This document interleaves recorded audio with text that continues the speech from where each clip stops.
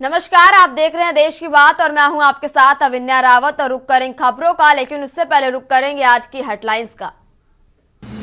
मेरठ में परिवार के 5 लोगों की गला रेत कर हत्या, पति पत्नी गठरी में और 3 बेटियों की लाश बेड के अंदर मिली, गेट पर था ताला। कोरोना वायरस जैसे एमपीपीवी के देश में 12 केस, गुजरात में एक बुजुर्ग और बच्चा पॉजिटिव, यूपी में 60 साल की महिला संक्रमित। शंभू बॉर्डर और डल्लेवाल पर सुप्रीम कोर्ट में सुनवाई आज, आंदोलन के समर्थन में खनौरी बॉर्डर पहुंचेंगे एसकेएम कमेटी, पीएम का पुतला फूकेंगे किसान। असम खदान हादसा, 72 घंटे से 8 मजदूर फंसे, पंपिंग फेल, महाराष्ट्र से हैवी मशीन मंगाई, पानी लेवल घट नहीं रहा, कल का एक शव निकाला गया। तिरुपति भगदड़ केस में एसपी समेत 3 अधिकारियों का ट्रांसफर, सीएम बोले मंदिर प्रशासन के काम में खामियां दिखी, कल हादसे में 6 की हुई थी मौत। 17 राज्यों में घने कोहरे का अलर्ट, हिमाचल प्रदेश में शनिवार रविवार को बर्फबारी संभव, चंडीगढ़ में पारा सामान्य से 2 डिग्री सेल्सियस कम। आप देख रहे हैं के न्यूज, खबरों का सारथी। अब बात कर रहे हैं राजधानी लखनऊ की, जहां ईडी ने हैसिंडा ग्रुप पर बड़ी कार्रवाई की और ईडी ने हैसिंडा ग्रुप की 75 करोड़ की संपत्तियां जब्त की। वहीं नोएडा में संस्थान व्यवसायिक उपयोग की भूमि भी शामिल। और बड़ी जानकारी आपको लखनऊ से बता रहे हैं, जहां 5 सहयोगी कंपनियों की 75.16 करोड़ की संपत्तियां जब्त की गई और ईडी ने हैसिंडा ग्रुप की 75 करोड़ की संपत्तियां जब्त की। और अहम जानकारी आपको लखनऊ से बता रहे, जहां नोएडा में संस्थान व्यवसायिक उपयोग की भूमि भी शामिल। 5 सहयोगी कंपनी की 75.16 करोड़ की संपत्तियां जब्त की गई और ईडी ने हैसिंडा ग्रुप की 75 करोड़ की संपत्तियां जब्त की। और बड़ी जानकारी आपको राजधानी लखनऊ से बता रहे हैं,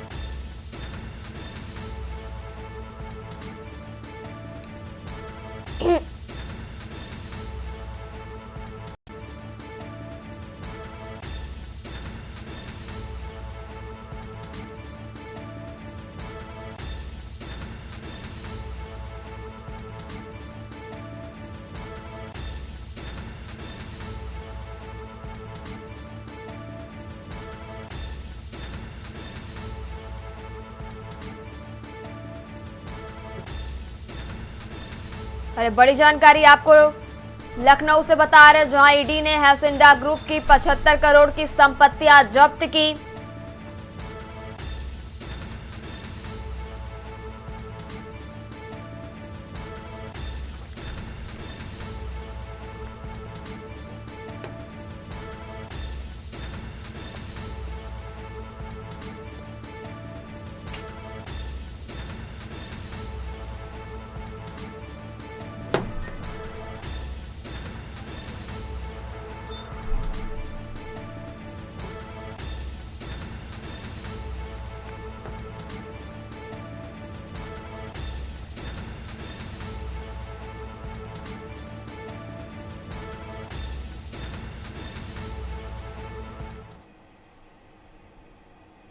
प्रदेश की बात में बात कर रहे हैं बलिया की, जहां बेटी से दुष्कर्म करने वाला पिता को गिरफ्तार किया गया। वहीं बेटी के साथ दुष्कर्म करने वाला आरोपी पिता गिरफ्तार। और बड़ी जानकारी आपको बलिया से बता रहे हैं, जहां पुलिस ने आरोपी दुष्कर्म पिता को गिरफ्तार किया। दुष्कर्म करने वाला पिता को पुलिस ने गिरफ्तार किया। मां की तहरीर पर पुलिस ने मुकदमा दर्ज किया और पुलिस ने पॉक्सो एक्ट अन्य धाराओं में केस दर्ज किया था। और बड़ी जानकारी आपको बता रहे, जहां 2 महीने से आरोपी पिता फरार चल रहा था और उम्भाव थाना क्षेत्र के एक गांव का ये पूरा मामला बताया जा रहा है, जहां पुलिस ने पॉक्सो एक्ट अन्य धाराओं में केस दर्ज किया था। और बड़ी जानकारी आपको बता रहे, जहां 2 महीने से आरोपी पिता फरार चल रहा था और उम्भाव थाना क्षेत्र के एक गांव का ये पूरा मामला बताया जा रहा। बेटी से दुष्कर्म करने वाले पिता को गिरफ्तार किया गया।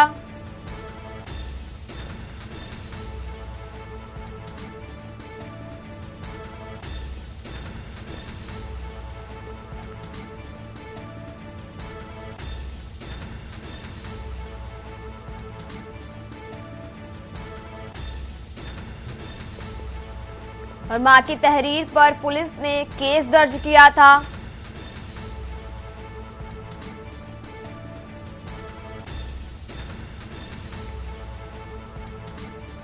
दो महीने से आरोपी पिता फरार चल रहा था और अहम जानकारी आपको बता रहे हैं।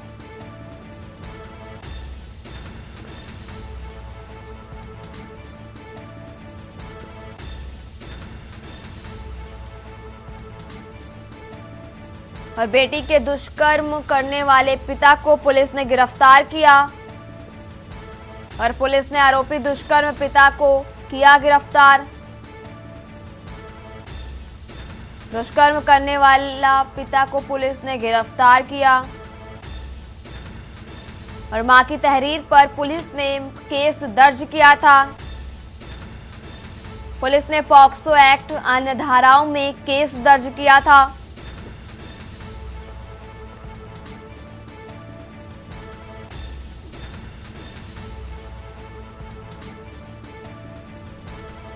आज थाना उहाव जनपद बलिया पर पंजीकृत मुकदमा अपराध संख्या 326/2024 धारा 65(2) BNS व 5/6 पॉक्सो एक्ट का अभियुक्त अकरम, जो विगत 2 माह से फरार चल रहा था, गिरफ्तार किया गया है।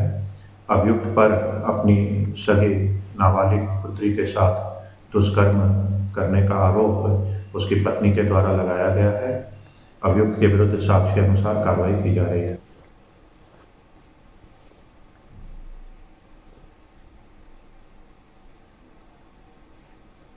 और इसी खबर पर ज्यादा जानकारी के लिए हमारे साथ संवाददाता कृष्णकांत हमारे साथ जुड़ चुके हैं। कृष्णकांत जी, आपसे जानना चाहेंगे, आरोपी पिता को पुलिस ने दुष्कर्म के मामले में गिरफ्तार किया है, क्या कुछ है पूरी जानकारी?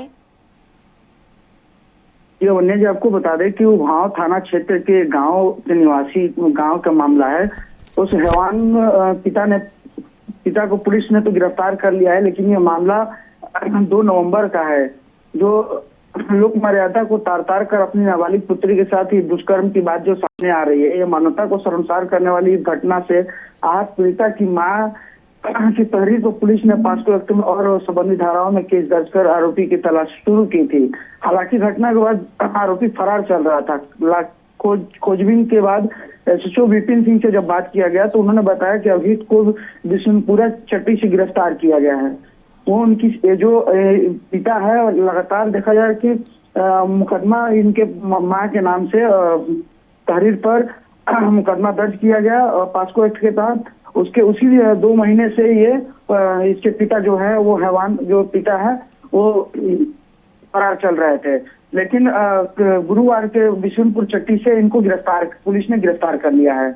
जी कृष्णकांत जी, आपका बहुत बहुत शुक्रिया तमाम जानकारी हमारे दर्शकों के साथ साझा करने के लिए। और एक बड़ी जानकारी आपको बलिया से बता रहे हैं, जहां मां की तहरीर पर पुलिस ने केस दर्ज किया था और पुलिस ने पॉक्सो एक्ट अन्य धाराओं में मुकदमा दर्ज किया था। और एक बड़ी जानकारी आपको बता रहे हैं, जहां आरोपी पिता को पुलिस ने दुष्कर्म के मामले में गिरफ्तार कर लिया और उम्भाव थाना क्षेत्र के एक गाँव का ये पूरा मामला बताया जा रहा।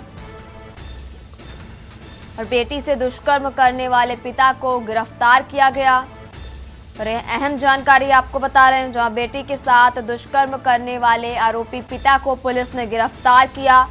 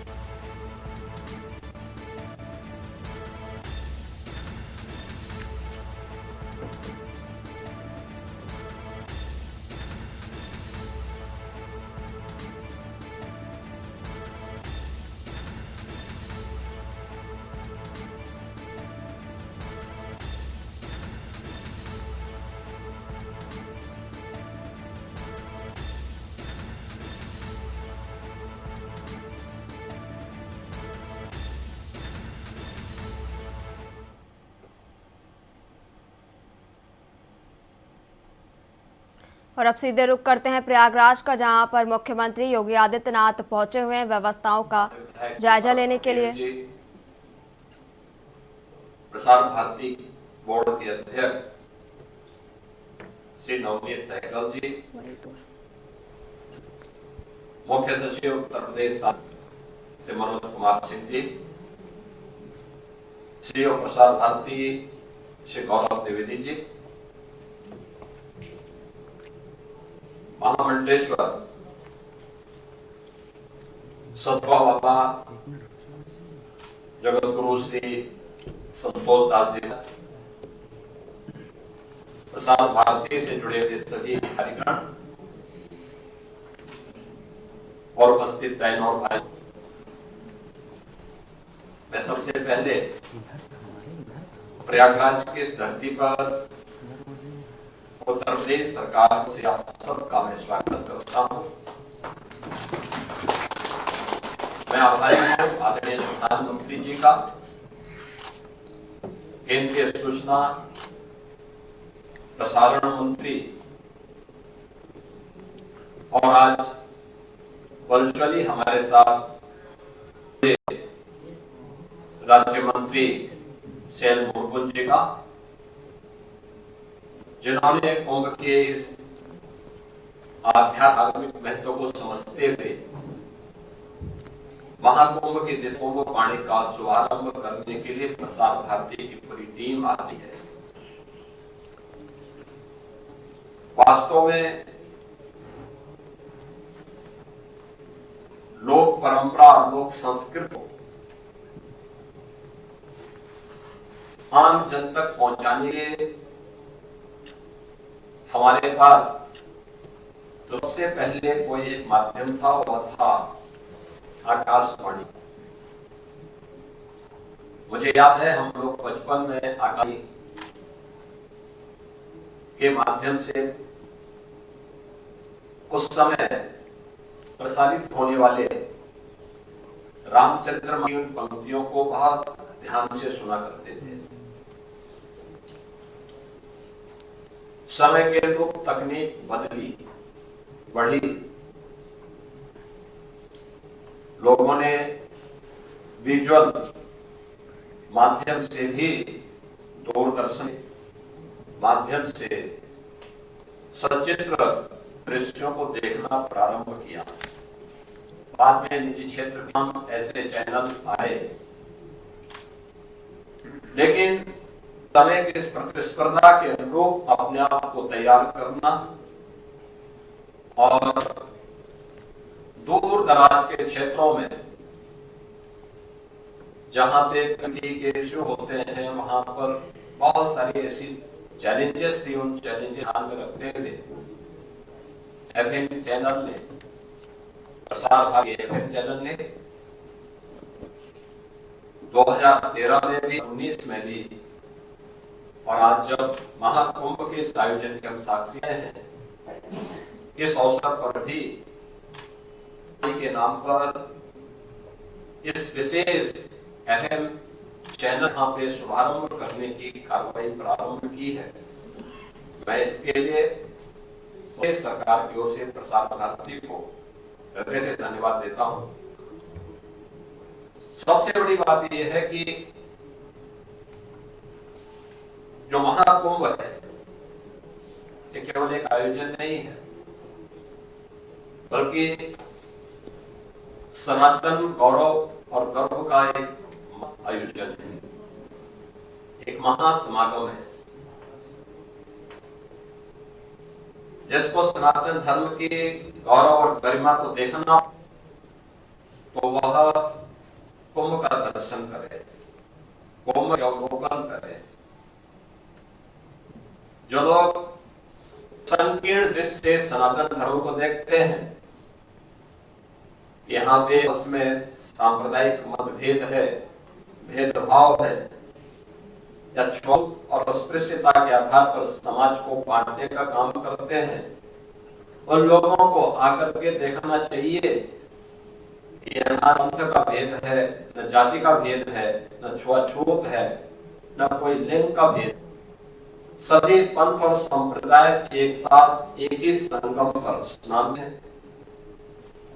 सभी जातियां, न जाति का भेद है, न मत संप्रदाय का कोई भेद है और न ही लिंग का कोई भेद है।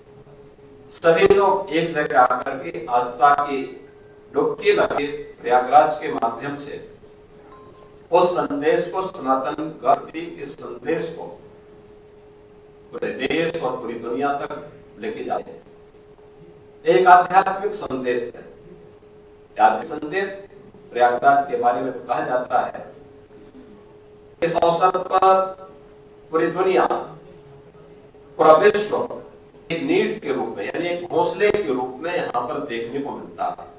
दुनिया के भी बहुत सारे लोग, बहुत सारे श्रद्धालु, आपने प्रयागराज मेले के अंदर देखा होगा, अभी से उनका आगमन शुरू हुआ। देखना चाहते हैं अध्यात्म की गहराइयों में उनकी लगाने और उसके रहस्य को समझने के लिए उन लोगों के तभी से प्रयास प्रारंभ किए गए हैं। एक अद्भुत क्षण है और उस क्षण का मौका प्रसार भारती ने कुंभवाणी के रूप में प्रस्तुत करने किया है। यानी पूरे दिन भर का प्रातः काल ब्रह्म मुहूर्त से लेकर के रात्रि तक न केवल कुंभ के कार्यक्रमों को आंखों देखा के माध्यम से, बल्कि महाकुंभ के आयोजन के साथ जुड़े हमारे धार्मिक उद्धरणों को भी, चाहे वह श्री रामचरितमानस के गायन का हो, श्रीमद् भगवत गीता का हो या अन्य वैदिक साओं का, पुराणों का, उपनिषदों के उद्धरणों को, महाकुंभ के इस रहस्य के बारे में, उसके आध्यात्मिक, उसके सांस्कृतिक और उसके सामाजिक और आर्थिक पहलुओं में रख करके इस आयोजन का साक्षी हम सबको आज के गांव में, मुझे लगता है कि यह फैलाने का काम कुंभवाणी, आकाशवाणी और प्रसार भारती करेगी। एक सुनहरा अवसर है। मुझे लगता है कि जब भी हम सनातन धर्म के इस गौरव को पूरी ईमानदारी के साथ आगे बढ़ाएंगे, तो ये मान करके चलिए कि आम जन के मन प्रति श्रद्धा का भाव होगा और जो आज एक टीआरपी के उसमें फिर से प्रसार भारती आगे बढ़ने में सफल हो सकता है। ये हम लोगों ने होगा, खासतौर पर तब जब कोविड महामारी आई थी और लॉकडाउन प्रारंभ था। जैसे ही दूरदर्शन ने रामायण सीरियल किया, आपने देखा होगा कि कैसे दूरदर्शन भी बढ़ी थी। और मुझे लगता है कि मुझे बचपन की याद है, मेरी उम्र 7-8 वर्ष की रही होगी, तब मैं रामचरितमानस का पाठ सुनता था आकाशवाणी में, देखता था मैं, क्योंकि तब दूरदर्शन की उस प्रकार की स्थिति नहीं, टेलीविजन थे भी नहीं उस समय, लेकिन तब भी हम सुनते थे और अलग प्रकार के कार्यक्रमों के माध्यम से कितना लोकप्रिय होता था। हर घर में एक रेडियो होता था, हर घर में होता था। और एफएम चैनल तो आज भी युवाओं के बीच में बहुत लोकप्रिय है। उनके स्मार्टफोन पे भी इसको वहां पर वो कैच कर लेता है। लोग अपने फोन के माध्यम से उसको सुनते हैं, आवश्यकता के अनुसार न केवल जानकारी लेते हैं, पर उसका मनोरंजन का भी एक माध्यम के रूप में इसका उपयोग करते हैं। मुझे बड़ा विश्वास है एफएम चैनल लोकता की एक नई ऊंचाइयों को प्राप्त करेगा और कुंभ को दूर दराज के गांव में जो लोग चाहते भी यहां नहीं पहुंच पाते, क्योंकि एक बड़ी आबादी ऐसी है जो लोग अपने किन्हीं कारणों से यहां नहीं पहुंच पा रहे हैं, उन तक हम पहुंचेंगे टेक्नोलॉजी के माध्यम से, इस प्रकार की सुविधाओं के माध्यम से, और वह सजीव सारण उनके माध्यम से हम उनके सामने कर पाएंगे। तो मुझे लगता है कि उनको भी सनातन गौरव के इस महासमागम को जानने, सुनने आने वाली पीढ़ी को बताने का एक अवसर प्राप्त होगा। मैं इस अवसर पर एक बार फिर से प्रसार भारती को हृदय से धन्यवाद देता हूं और उनके इस पूरे कार्यक्रम के प्रति अपनी शुभकामनाएं देता हूं। धन्यवाद। जय हिंद। बहुत बहुत धन्यवाद माननीय मुख्यमंत्री महोदय, आपके आशीर्वचन के लिए हम खड़े हैं और अब धन्यवाद ज्ञापन के लिए मैं अनुरोध करता हूं मंत्री जी हमारे बीच माननीय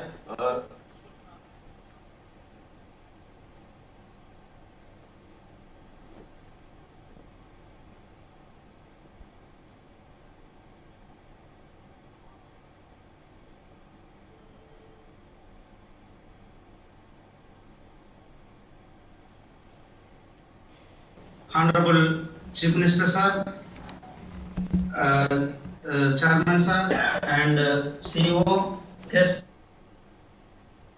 आप सुन रहे थे मुख्यमंत्री योगी आदित्यनाथ को, जो एफएम का उद्घाटन करने के लिए प्रयागराज पहुंचे। उन्होंने महाकुंभ की तैयारियों और सुविधाओं का निरीक्षण भी किया। फिलहाल यहाँ रुकेंगे, एक छोटे से ब्रेक के लिए जल्द हाजिर होंगे।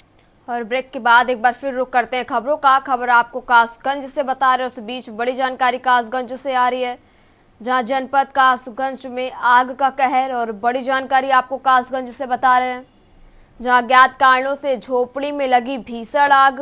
अरे बड़ी जानकारी आपको बता रहे हैं, जहां आग 2 मासूम बच्चियों के जिंदा जलकर मौत हो गई और छप्पर में बंधी एक भैंस भी आग में झुलसी।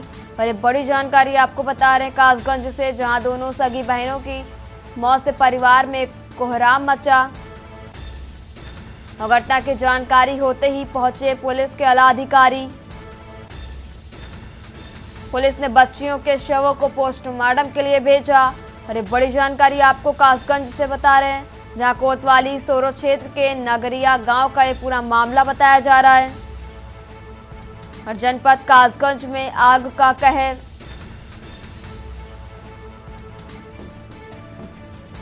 और अज्ञात कारणों से झोपड़ी में भीषण आग लग गई और आग में 2 मासूम बच्चियों की जिंदा जलकर मौत भी हो गई। और बड़ी जानकारी आपको बता रहे, जहां छप्पर में बंधी एक भैंस भी आग में झुलसी।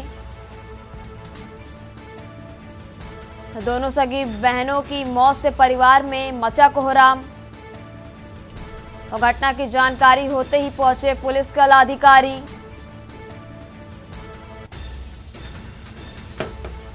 और पुलिस ने बच्चियों के शवों को पोस्टमार्टम के लिए भेजा। और उसी खबर पर ज्यादा जानकारी के लिए हमारे साथ प्रशांत सोनी जी जुड़े। प्रशांत जी, आपसे जानना चाहेंगे, सबसे पहले ये बताइए कि यह हादसा कैसे हुआ? कोतवाली क्षेत्र में गांव पड़ता है नगरिया में एक किसान परिवार रहता है मोहर सिंह, जो जिसके सिर्फ दो बच्चियां थी और पत्नी और भैंस वगैरह थी। सिर्फ झोपड़ी के अंदर रहकर वो अपने जीवन बसर कर रहा था। बीती देर रात बताते हैं कि अचानक किसान जो मोहर सिंह था वो खेत पर गया हुआ था, पत्नी गाँव में ही थी। अचानक झोपड़ी में आग लगी। झोपड़ी का आग लगे कारण तो नहीं पता लगा है, जिसमें जलकर उसकी दोनों मासूम बच्चियां, एक 5 साल की थी, एक साल की थी, दोनों की मौत हो गई। वहीं भैंस जो झोपड़ी बनी हुई थी उसकी भी वो भी जलकर गंभीर रूप से घायल हो गई है। वहीं जैसे ही इसकी आग की जानकारी थाना पुलिस को मिली और आज जिले के आला अधिकारियों को मिली, तो एडीएम, एसडीएम और एसपी सहित पूरे जिले के आला अधिकारी मौके पर जाकर पहुंचे और पूरे परिवार को पूरा आश्वासन दिया है कि जो भी मदद होगी, यथासंभव मदद होगी, वो दी जाएगी। जी प्रशांत जी, आपको बहुत बहुत शुक्रिया तमाम जानकारी हमारे दर्शकों के साथ साझा करने के लिए। और एक बड़ी जानकारी आपको कासगंज से बताया, जहां दोनों सगी बहनों की मौत से परिवार में कोहराम मच गया। और एक बड़ी जानकारी आपको बता रहे, जहां घटना की जानकारी होते ही पहुंचे पुलिस के आला अधिकारी और पुलिस ने बच्चियों के शवों को पोस्टमार्टम के लिए भेजा।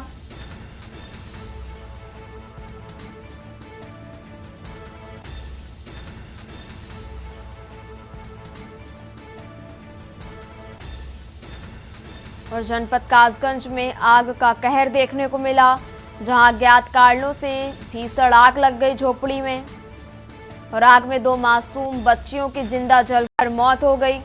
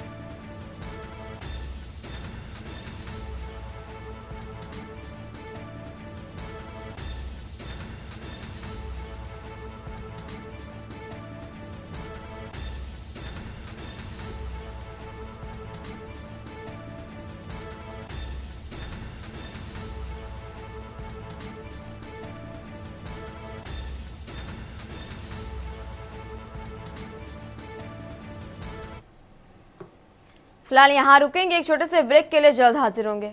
ब्रेक के बाद रुक करते हैं बुलंदशहर का, जहां विधायक जनता की समस्या को लेकर एसडीएम से मिले। शिकारपुर विधायक जनता की समस्याओं को लेकर शिकारपुर एसडीएम से मुलाकात की।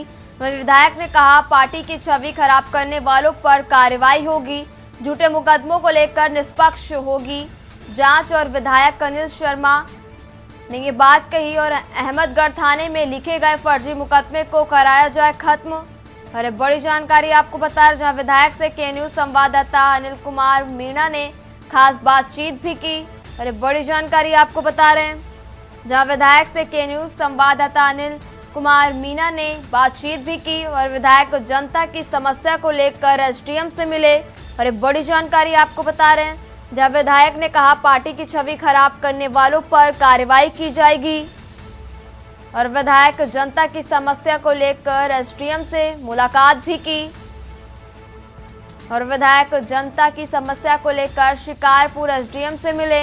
और एक बड़ी जानकारी आपको बता रहे हैं, जहां विधायक ने कहा पार्टी की छवि खराब करने वालों पर कार्रवाई होगी और झूठे मुकदमों को लेकर निष्पक्ष जांच होगी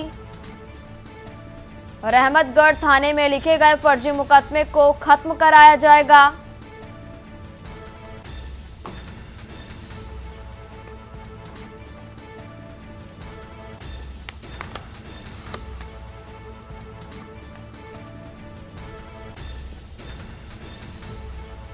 अहम जानकारी आपको बता रहे हैं, जहां विधायक जनता की समस्या को लेकर एसडीएम से मिले।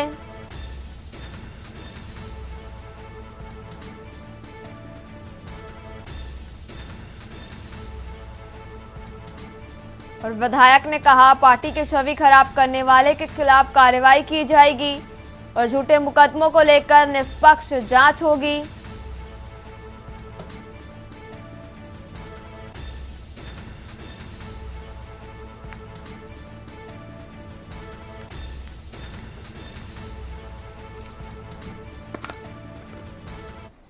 में और बात करते हैं शिकारपुर तहसील की।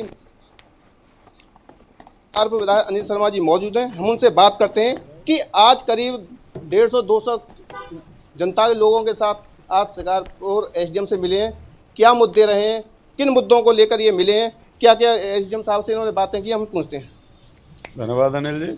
आज एसडीएम साहब और हमारे एक्सीएम थर्ड बिजली के दोनों अधिकारियों के साथ बड़ी सकारात्मक आज इंटरेक्शन हुआ और राष्ट्रवादी किसान कामगार मंच के राष्ट्रीय सचिव श्री जबर सिंह जी साथ रहे। लगभग 50 किसानों की जो व्यक्तिगत समस्याएं थीं कुछ न कुछ विषयों को लेकर के, उन सब का मौके पे समाधान हुआ, मौके पे ही उनका निराकरण कराया। और सारे अधिकारियों ने ये आश्वासन दिया कि नाम बदलने वाले विषय रहते हैं, कई बार नाप वाले विषय रहते हैं, आदमी चक्कर काटता रहता है तहसील के, तो उन सबको बहुत जल्दी एक्सपीडाइट करके उनको सुलझा जाए, उनको ख़त्म किया जाए, ताकि किसान अपनी फसल में लगे, वो खेती करे, तहसील के चक्कर ना लगाए। राष्ट्र का भी नुकसान होता है, किसान का नुकसान अगर होता है, तो इन सब विषयों पर बात हुई और सब सकारात्मक चर्चा रही। देखिए, मेरे साथ शिकारपुर विधायक और पूर्व मंत्री अनिल शर्मा जी मौजूद है। इनका कहना है कि किसी भी निर्दोष व्यक्ति को किसी भी मामले में इस सरकार में फंसने नहीं दिया जाएगा, हर व्यक्ति को न्याय मिलेगा। अब देखना यह होगा जो निर्दोषों पर मुकदमा लिखे जा रहे हैं उनको लेकर किस तरह से जो पुलिस प्रशासन है न्याय देता है या न देता है, ये तो आने वाला वक्त है। लेकिन फिलहाल अगर शिकारपुर विधायक की तरफ से बात की जाए तो शिकारपुर विधायक ने पूरा आश्वासन दिया है कि किसी भी निर्दोष पर मुकदमा नहीं लिखा जाए और लिखा गया है तो वो खत्म किया जाएगा। अनिल मीणा, के न्यूज़ इंडिया, बुलंदशहर। और बात कर रहे हैं दिल्ली की, जहां एनसीआर में सुबह से छाया है घना कोहरा और दिल्ली के आईजीआई एयरपोर्ट पर विजिबिलिटी कम हुई और विजिबिलिटी कम होने से उड़ानें प्रभावित हुई और कोहरे की वजह से दिल्ली आने वाली 26 ट्रेनें भी लेट हुई। और बड़ी जानकारी आपको राजधानी दिल्ली से बता रहे हैं, जहां एनसीआर में सुबह से छाया है घना कोहरा और दिल्ली के आईजीआई एयरपोर्ट पर विजिबिलिटी भी कम हुई। विजिबिलिटी कम होने से उड़ानें प्रभावित हुई और एक बड़ी जानकारी आपको बता रहे हैं, जहां कोहरे की वजह से दिल्ली आने वाली 26 ट्रेनें भी लेट हुई और एनसीआर में शीतलहर का कहर लगातार जारी है। और लोग ठंड से बचने के लिए अलाव का सहारा ले रहे हैं। और पहाड़ों में भारी बर्फबारी से मैदानी इलाकों में बढ़ गई ठंड। और मौसम विभाग ने कोहरे को लेकर जारी किया ऑरेंज अलर्ट। और अहम जानकारी आपको बता रहे, जहां एनसीआर में सुबह से ही घना कोहरा छाया और दिल्ली के आईजीआई एयरपोर्ट पर विजिबिलिटी भी कम हुई। और विजिबिलिटी कम होने से उड़ानें प्रभावित हुई। और अहम जानकारी आपको बता रहे, जहां कोहरे की वजह से दिल्ली आने वाली 26 ट्रेनें भी लेट हुई। और एनसीआर में शीतलहर का कहर लगातार जारी है।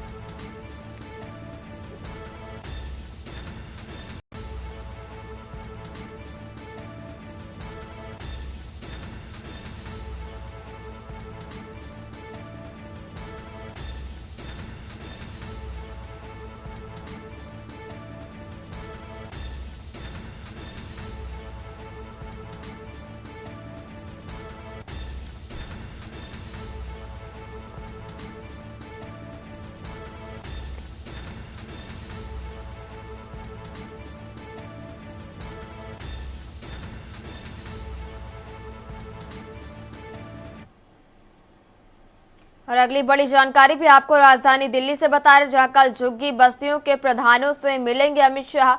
अमित शाह झुग्गी बस्तियों के प्रधानों से चर्चा करेंगे और झुग्गी बस्तियों के प्रधानों से सुनेंगे उनकी समस्याएं। और दिल्ली के जवाहरलाल नेहरू स्टेडियम में कार्यक्रम होगा। और ये बड़ी जानकारी आपको बता रहे हैं राजधानी दिल्ली से, जहां 3000 झुग्गी बस्तियों के प्रधान शामिल होंगे। और ये अहम जानकारी आपको बता रहे हैं, जहां अमित शाह झुग्गी बस्तियों के प्रधानों से चर्चा भी करेंगे और झुग्गी बस्तियों के प्रधानों से सुनेंगे उनकी समस्याएं। और दिल्ली के जवाहरलाल नेहरू स्टेडियम में कार्यक्रम का आयोजन रखा गया है, जहां 3000 झुग्गी बस्तियों के प्रधान शामिल होंगे। और कल झुग्गी बस्तियों के प्रधानों से मिलेंगे अमित शाह और अमित शाह झुग्गी बस्तियों के प्रधानों से चर्चा भी करेंगे और झुग्गी बस्तियों के प्रधानों से सुनेंगे उनकी समस्याएं। और दिल्ली के जवाहरलाल नेहरू स्टेडियम में कार्यक्रम होगा। और ये बड़ी जानकारी आपको बता रहे हैं, जहां अमित शाह झुग्गी बस्तियों के प्रधानों से चर्चा भी करेंगे और झुग्गी बस्तियों के प्रधानों से सुनेंगे उनकी समस्याएं। और दिल्ली के जवाहरलाल नेहरू स्टेडियम में कार्यक्रम होगा। 3000 झुग्गी बस्तियों के प्रधान शामिल होंगे। अरे बड़ी जानकारी आपको बता रहे हैं, जहां कल झुग्गी बस्तियों के प्रधानों से अमित शाह मुलाकात करेंगे।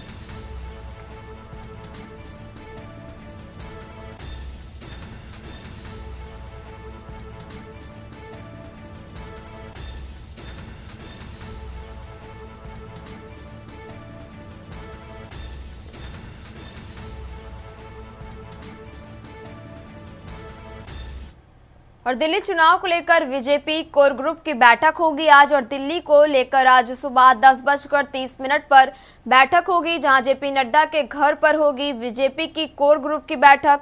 और बड़ी जानकारी आपको दिल्ली से बता रहे हैं, जहां बीजेपी कोर ग्रुप की बैठक में अमित शाह भी शामिल होंगे।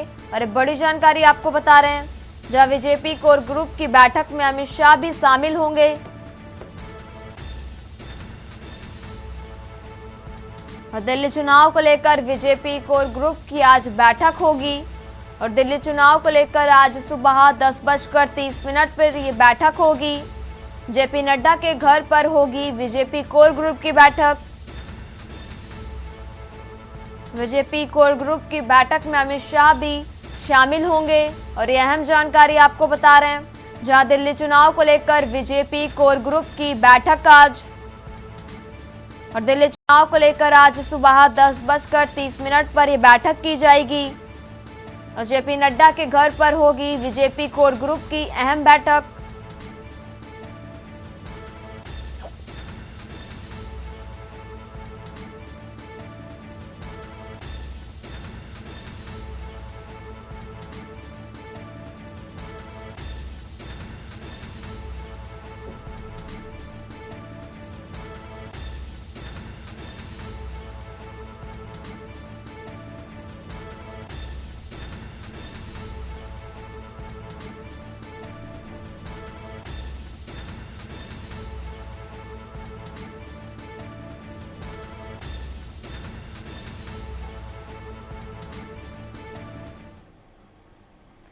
फिलहाल यहाँ रुकेंगे, एक छोटे से ब्रेक के लिए जल्द हाजिर होंगे। और ब्रेक के बाद रुक करते हैं प्रयागराज का, जहां मुख्यमंत्री योगी आदित्यनाथ क्या कुछ कह रहे हैं, सुन लेते हैं।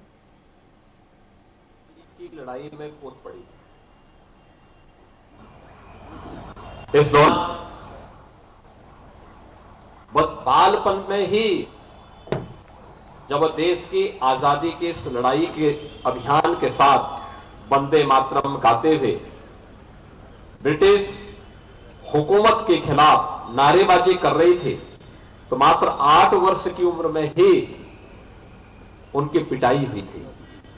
यानी उस समय की पुलिस और ब्रिटिश पुलिस उस समय उनकी पिटाई की। घर आकर के उन्होंने अपनी मां से शिकायत की, तो कहते हैं मां ने कहा कि नहीं, देश की आजादी के लिए इस प्रकार की मार को सहने का आदी बनना पड़ेगा।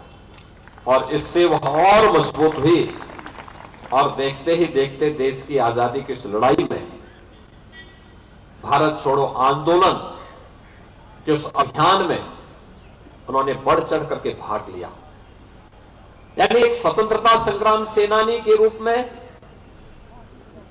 एक समाज सेवी के रूप में, और एक संवेदनशील जनप्रतिनिधि के रूप में व्यक्तित्व के 3 महान गुण स्वर्गीय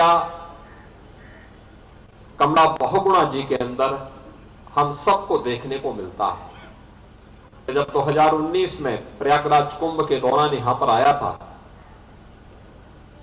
तब मुझे एक शिविर में जाने का अवसर प्राप्त हुआ था, और वह यात्रियों की सुविधा के लिए था, श्रद्धालुओं की सुविधा के लिए था। मुझे उस समय बताया गया कि यह जो शिविर है, इस शिविर की शुरुआत 1954 से श्रीमती कमला बहुगुणा जी ने किया था। और याद करिए, आज से 70 वर्ष पहले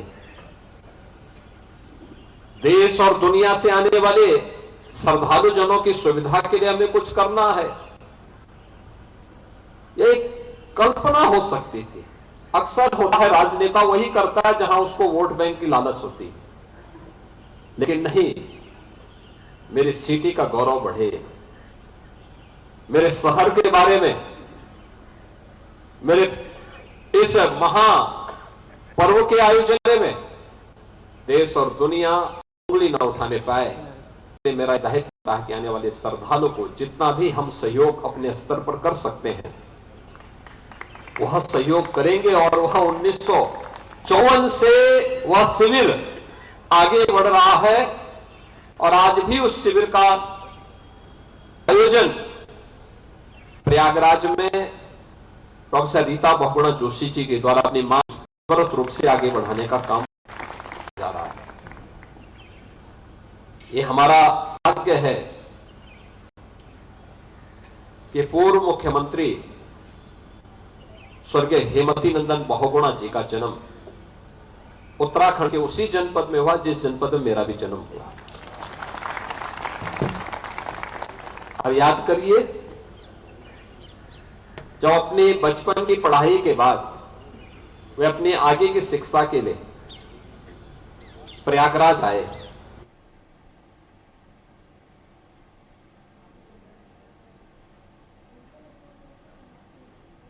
प्रयागराज से आप मुख्यमंत्री योगी आदित्यनाथ को सुन रहे हैं, जो कमला बहुगुणा की प्रतिमा का अनावरण करने के लिए प्रयागराज पहुंचे हुए हैं। और सीधे तस्वीरें आपको प्रयागराज से दिखा रहे हैं और यहां से आपको बता रहे हैं जानकारी मेरठ से, जहां पर एक ही परिवार के 5 लोगों की हत्या का मामला ये सामने निकल कर आ रहा है। और बड़ी जानकारी आपको प्रयागराज से बता रहे हैं, जहां गला रेत कर 5 लोगों की हत्या की आशंका। और एक बड़ी जानकारी आपको बता रहे हैं, जहां पुलिस पुरानी रंजिश मानकर जांच कर रही। और एक बड़ी जानकारी आपको बता रहे हैं, जहां 3 नामजद सहित कई अज्ञात के खिलाफ मुकदमा भी दर्ज किया गया। और एक बड़ी जानकारी आपको मेरठ से बता रहे हैं, जहां 2 नामजद को हिरासत में लेकर पुलिस पूछताछ भी कर रही। और एसएसपी ने पूरे हत्याकांड का खुलासा करने की बात कही है। और एक बड़ी जानकारी इस बीच आपको मेरठ से बता रहे हैं, जहां थाना लिसाडी गेट और मेरठ में एक ही परिवार के 5 लोगों की हत्या का मामला निकलकर सामने आ रहा है। बड़ी जानकारी आपको बता रहे हैं, जहां गला रेत कर 5 लोगों की हत्या की आशंका जताई जा रही और पुलिस पुरानी रंजिश मानकर जांच कर रही। और एक बड़ी जानकारी आपको बता रहे हैं, जहां 3 नामजद सहित कई अज्ञात के खिलाफ मुकदमा भी दर्ज किया गया। और 3 नामजद सहित कई अज्ञात के खिलाफ मुकदमा दर्ज किया गया।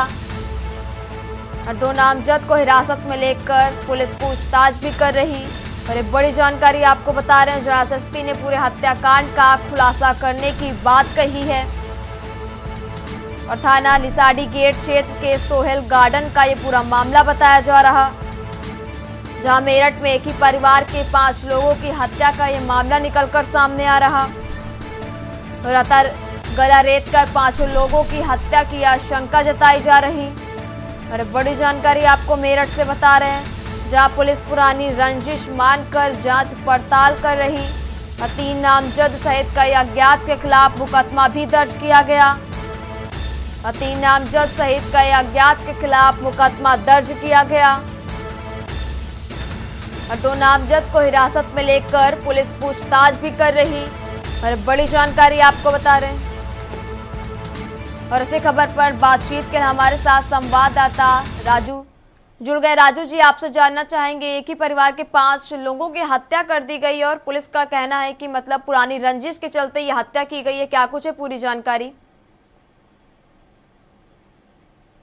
हाँ बिल्कुल, देखिए मैं आपको बता दूं कि मेरठ के थाना लिसाड़ी क्षेत्र के सोहेल गार्डन में कल एक बड़ी जो हत्याकांड की वारदात है उसे अंजाम दिया गया है। बाकायदा एक ही परिवार का ये कहना है कि ये जो मृतक परिवार है पिछले एक दिन से घर से लापता था और सभी यही सोच रहे थे कि ये परिवार कहीं गया हुआ है, रिश्तेदारी में गया हुआ है। लेकिन जब इनके ही रिश्तेदार खुद इन्हें खोजते हुए मोबाइल नंबर बंद होने पर इनके घर पहुंचे तो घर का जो ताला था वो लगा हुआ था। जब पुलिस को मौके पर बुलाया गया और पुलिस की मदद से ताला तोड़कर जब अंदर गए तो उनके जो पैरों के तले की जमीन थी वो फिसल गई। उन्होंने वहां देखा कि 500 जिसमें 3 बच्चियां थी, मासूम बच्चियां जिनकी उम्र 7 साल, 6 साल और 1 वर्ष थी, उनकी भी निर्मम तरीके से गला रेत कर हत्या की गई थी। उनके शव भी बेड में बंद मिले हैं। साथ ही जो युगल है मोइन और उनकी पत्नी, उनके भी शव बेड के पास ही पड़े मिले थे, खून से लथपथ। तो जब वैज्ञानिकों ने ये पूरा दृश्य देखा तो उनके पैरों तले की जो जमीन थी वो फिसल गई। तुरंत ही भारी पुलिस फोर्स का जो अमला था वो मौके पर पहुंचा और सभी शवों को कब्जे में लेकर पीएम के लिए भेजा गया। माहौल ये था मोहल्ले का कि पूरे मोहल्ले में जैसे ये जानकारी फैली तो दहशत का जो माहौल था वो वहां पर बन गया, क्योंकि एक साथ 5 हत्याकांड को अंजाम देना कोई छोटा मामला नहीं होता है।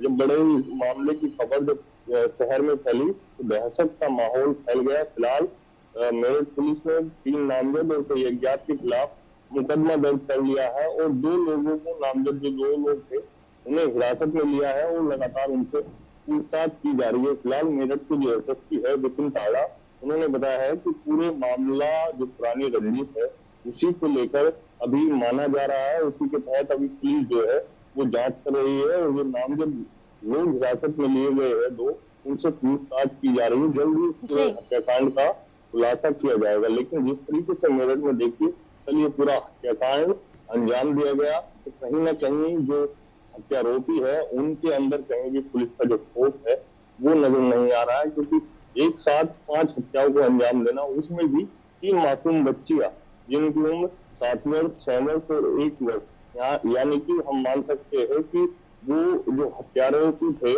वो इतने वो थे कि उन्होंने 1 वर्ष की बच्ची को भी नहीं बख्शा, उसका भी गला दबाकर उसकी हत्या कर दी गई। साथ ही अन्य जो लोग थे उनकी गला रेत कर हत्या कर उनके जो शव थे वो उसी मकान के बेड में बंद कर हत्यारोपी फरार हो गए। मकान का जो बाहर से ताला था वो लगा हुआ था और मोहल्ले के लोग ये समझ रहे थे जो मृतक परिवार है वो शायद कहीं गया हुआ है। लेकिन जैसे ही पुलिस मौके पर पहुंची, प्रयोजन पहुंचे और ताला तोड़कर जब अंदर का दृश्य देखा तो उनके पैरों के तले की जो जमीन थी वो खिसक गई। फिलहाल पुलिस पूरे मामले की जांच पड़ताल कर रही है और जल्दी खुलासे का दावा कर रही है। राजू जी, आपको बहुत बहुत शुक्रिया तमाम जानकारी हमारे दर्शकों के साथ साझा करने के लिए। और एक बड़ी जानकारी आपको मेरठ से बता रहे जहां कि परिवार के 5 लोगों की हत्या कर दी गई और जहां गला रेत कर 5 लोगों की हत्या की आशंका भी बताई जा रही। और देश की बात में मेरे साथ फिलहाल इतना ही। आप देखते रहिए के न्यूज़ इंडिया। नमस्कार। आप देख रहे हैं के न्यूज़, खबरों का सारथी।